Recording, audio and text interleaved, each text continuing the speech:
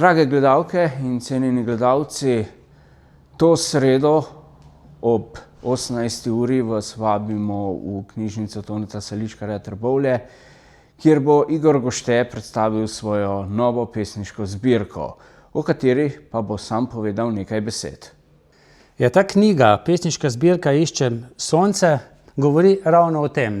Mislim, da že celo življenje v ljudeh, v vseh stvareh iščem sonce in se mi zdi, da je naslov primeren. Tudi pesmi so predvsem takšne, kjer se sprašujem, kje najti sonce, pa tudi kaj nas čaka potem, ko se življenje na tem svetu, čudnem svetu enkrat konča. Mogoče se kje potem spet srečamo.